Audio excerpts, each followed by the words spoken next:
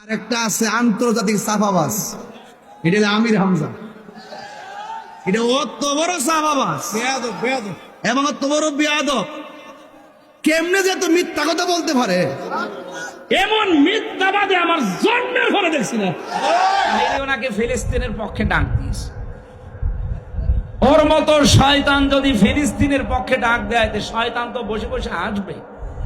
যদি ও আমার চাইতে বড় শয়তান, এত শিরিক বাংলাদেশে কেউ করে না। কথা বলেন।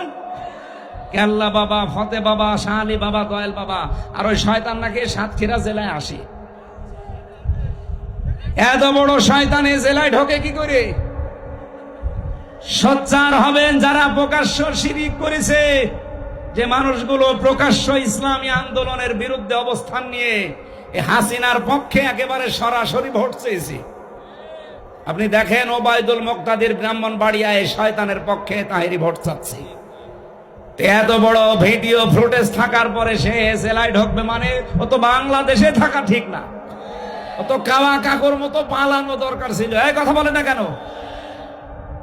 আর ফিলিস্তিনের পক্ষে এখন ডাক দিচ্ছে না। এগুলো সব ষড়যন্ত্র। ও দেখবেন আওয়ামী লীগের লোকজন দিয়ে যা টাকা পয়সা কামিয়েছে, এগুলো তাদের কাছ থেকে নিয়ে একটা বিশৃঙ্খলা তৈরি করার চেষ্টা করবে।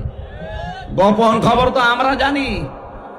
নাই তো 12 এপ্রিল সারা বাংলাদেশের সব দলমত এক হয়ে গেল, ওই শয়তানরা আসে নাই। কথা বলেন। জামাত, বিএনপি, জাতীয় পার্টি কি সব এক হয়ে গিয়েছিল না? বাংলাদেশে শুধু মনে হয় কয়েকটা যারা মানুষ নামে কলঙ্ক, তারা বাদ দিয়ে সব এসেছিল।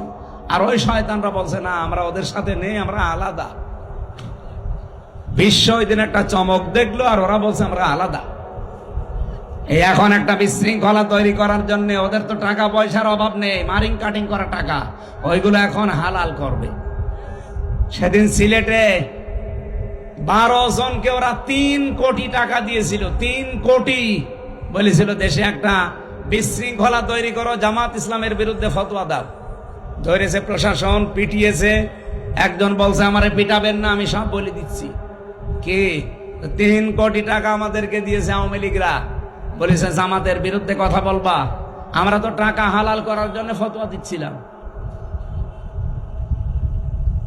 এই চলছে সামনে। আমার মনে হয় এরাও দুর্বিসন্ধি আছে, এরাও কিছু খেয়েছে বা পেয়েছে।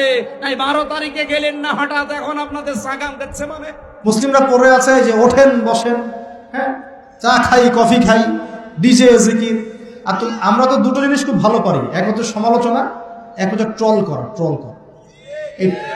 এই ট্রল করতে করতে এক জোকারকে বানিয়ে দিয়েছেন আলেম, এক বাউলকে বানিয়ে দিয়েছেন আলেম, আর একজনকে বানিয়ে দিয়েছেন এমপি। আরেকটু হলে তো এমপি হয়ে যাইত।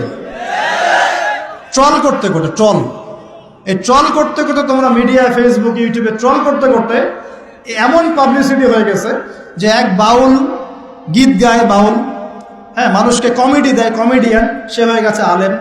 বড় বড় আলেমের ভুল ধরে আর তাদের বিরুদ্ধে কথা বলা শুরু করে। বাংলাদেশের এক ভণ্ডকে দেখলাম, কি বুঝলেন, গিয়াসউদ্দিন তাহিরি, ঝটকা মেরে মেরে জিকির করে হারাম। দেখছি নিজের জন্মদিন পালন করছে কেক কেটে। আপনারা ভাবুন এদের দ্বারা সমাজ কি পাবে? এই ভণ্ডদের লেগেই তো অনেক মুসলমান মনে করছে যে কেক কেটে জন্মদিন পালন করা জায়েজ আছে। অথচ এরা সহি আকীদার মধ্যে, এরা নবীজির আদর্শের মধ্যে নেই। লোক দেখাওয়া কখনো ইসলাম জায়েজ করার দেয়।